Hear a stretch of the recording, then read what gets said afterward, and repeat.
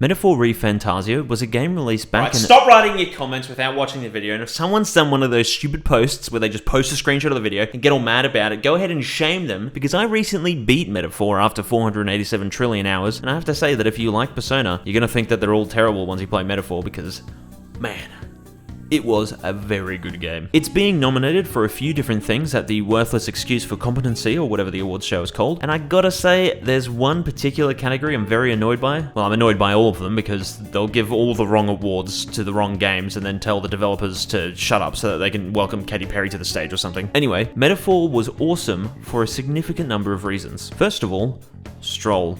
He's based. Every single word that comes out of his mouth is just pure wisdom. He's charming, he's smart, and he's also one of the best party members with a good balance of stats, so he can fill any role really. Of course, this is all to be expected because he's voiced by an actor who also voiced a based noble of some description known as Dion from Final Fantasy 16. So basically, if you want to write a character who's a Giga Chad beast and is royal, get Stuart Clark on the line. And speaking of voice actors, I already knew the voice acting was good from the demo, but from playing the full game, the voice direction was just phenomenal. Even small characters or street NPCs have a substantial amount of effort put into their lines.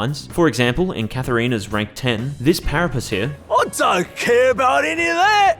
I say just give us money! Is voiced by famous British voice actor Greg Chun. Just ignore the fact that he's from California. But yeah, Greg voices more in the game, and I love that the mysterious guide who has knowledge and power beyond your comprehension that only you can see is more involved in the story, hence why he's a social link. Little twists like that I just love. Less is more, and more is sexy as shit. But I also love less filler and side quests and social links, and how there are less activities that consume a time slot that are a waste of your time because they give poor rewards or do nothing at all. A big thing is how advancing your social links in Metaphor doesn't require you to pick the right dialogue options or to have a persona that matches the arcana of the person in order to gain more affinity, so that next time you talk to them, you don't just waste a day or night. Some of the followers, as they're called, still require certain story progression or a certain level in whichever social stat, but you're free to choose whatever dialogue option you want, as choosing the best one just gives you some mag, which are basically job points, and no matter what happens, if you have the choice to spend time with the follower, you will always go to the next level. There's also only 8 levels per follower compared to 10 in Persona, which means you avoid a lot of filler ranks, although that's not to say that there still isn't any filler. Metaphor is also significantly more combat focused than the Persona games. Having the press turn system and being able to customize everything with all of your party members is proof of that, but a good thing about the combat in relation to the calendar system is that there's substantially more opportunities for combat. There's a Colosseum, there are many dungeons that are opened up to you by doing side quests or bounties, and even sometimes on the Gauntlet Runner you can have a small random encounter, which usually is just an opportunity for you to gain a bit of extra money. Because of all of this, Metaphor avoids a problem that Persona 5 didn't suffer from all too much, but 3 and 4 definitely did. When you get given a deadline that's like 30 days to complete the main story dungeon, it's optimal to always do the dungeon in one single day. So because of that, some people, like me, will do that main dungeon on the first day it's available, and then have many days where you will not be fighting anyone. But because of all those bonus combat related activities, you can do it all in one day and still have plenty more enemies to fight. Again, Persona 5 was mostly fine with that because of Mementos, but Metaphor has more than what Mementos could ever offer. I know as well that some people are stressed out by the calendar system and say that they don't want to play Metaphor or Persona because they fear for their choices, but honestly, without a guide and without really trying too hard to optimize stuff, I managed to beat every side quest and max out the rank of every follower in one single playthrough, and that's all thanks to Metaphor just being quality of life for the video game. You have a good fast travel system, you're given lots of freedom in your activities, you're constantly given a lot of XP items, you can access the whole job tree from the pause screen, it's all just great. And what's more, if you're really worried, the game's autosave system is perhaps the best one I've ever seen in my life because it just spams the shit out of autosaves, so you don't have to deal with the classic video game problem of not saving for an hour, losing power,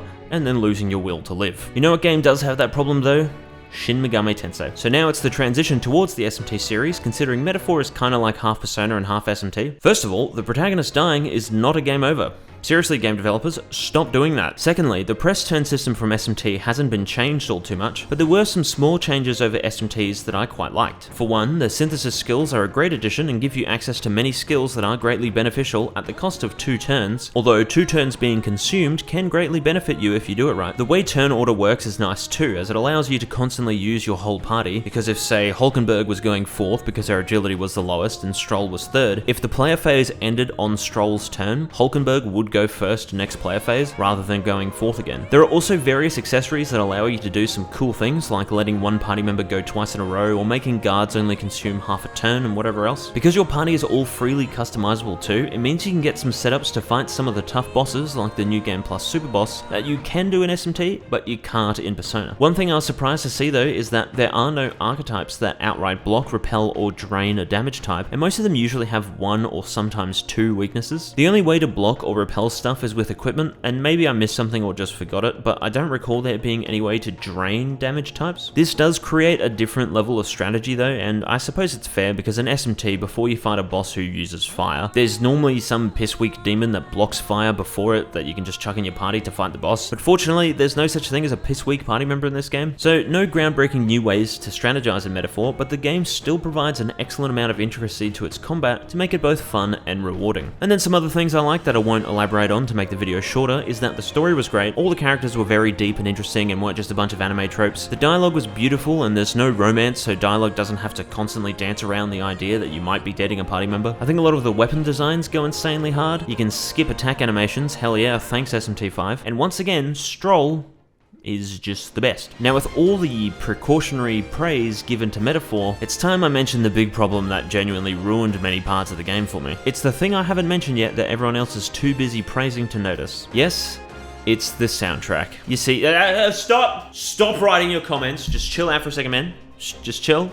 I love orchestral soundtracks in games. I have ever since I was a kid and heard Yoko Shimomura shredding the shit out of a violin and piano and stuff in Kingdom Hearts. Some people don't like orchestral soundtracks, and that's okay. I'm aware of that. In the same way I'm aware that there are people out there who cry about the Yakuza game soundtracks just being pure dubstep when they literally aren't, you just don't have ears. I think the quality of the songs in Metaphor are great. Don't shoot me for saying this, but I do still prefer how in stuff like Kingdom Hearts and Final Fantasy, they do more than traditional orchestral instruments, and so you get songs with like an electric guitar against an orchestra and it sounds sick, but I can't deny the talent of Shoji Meguro, of course. Even looking at just stuff like SMT3 or Persona 5 will make you go, wow, Last Surprise is overrated. The real problem that I have with Metaphor's soundtrack is that there are a total of apparently 131 songs, but only 9 of them are battle themes.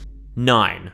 Seriously? Oh, well, technically there's 10. No, it doesn't count. It plays at the start outside of battle. In a game where they've spent like 8 years making it or whatever, with such a massive ordeal being made about the soundtrack that's getting nominated for, or depending on when this video comes out, winning awards for having the best soundtrack, that's significantly more combat focused than the previous games by the same Atlus team that has so many freaking important boss fights. It has 9 battle themes. Yeah, you can go ahead and say that you'd listen to the main battle theme 800 times a day, every day, but the game only having 2 battle themes for standard encounters is fine. I mean, a lot of games only have 1 or 2. Persona has the exact same problem, but I expected more from Metaphor. A lot of games make up for only having 1 or 2 standard battle themes in their boss themes or special encounter themes, however. But in Metaphor, 3 of the 9 battle themes are dedicated to one boss, which means that there are 4 recurring boss themes. One theme is just for when you fight some other candidate on a gauntlet runner. One is for when you fight humans, which I will complain about. It's a really boring song. I'm sorry, everyone. The third is a boss theme that plays every now and then, like against Heizme. And the fourth is for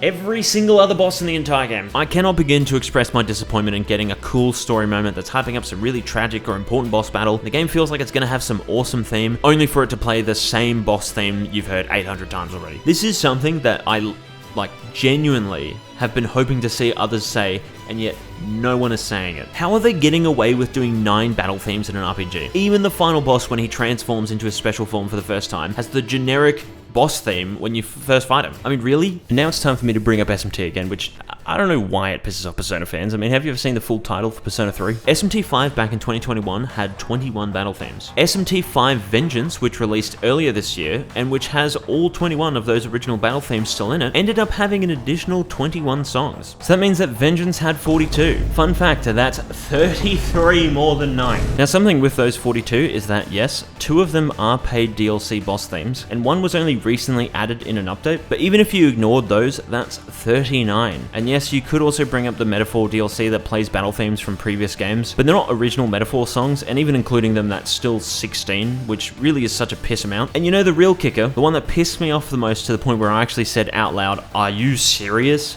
to myself because I was so taken aback. It's an endgame super boss that if you don't want to get spoiled on, you can skip to the timestamp on screen because it is a cool boss fight, so I don't want to spoil the surprise for anyone. So I'm just going to wait here a second. Okay, hopefully they've skipped ahead. The big dog super boss that you have to fight these 3 super strong dragons to get to just has the standard boss theme. When I fought the dragons, I had hoped that there was going to be another theme, but there wasn't. I knew that there was a 4th boss, so I was like, alright, here it comes. Here comes the super boss theme. And then I load in and I was greeted by this. Shoji Meguro, my guy. I have seen what you can do, and I know you can just whip songs out of thin air. Could you not have also made one for this boss fight? Like, instead of hearing the same boss theme for the millionth time, you know how exciting it would have been to get into the fight and you're greeted with something new?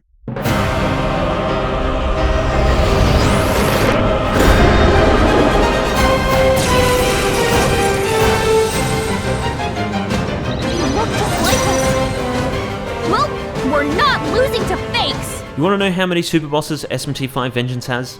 5. You want to know how many super boss themes SMT5 Vengeance has?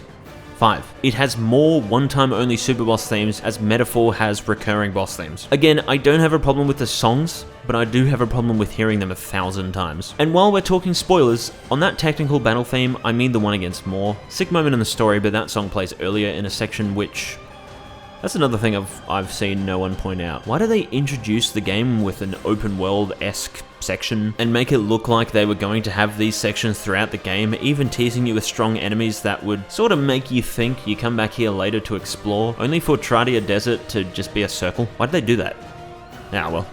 Welcome back, spoiler skippers. It's not just the battle themes too, by the way, it's the cutscene music as well. I mean, a lot of games have the same problem that I'm about to discuss. Not even just the games from this studio, but why are there also like 3 cutscene songs in the whole game? And why do they have to constantly use them all the time? I mean, like, how many times in the game does something happen and exclamation marks appear above everyone's heads and you hear...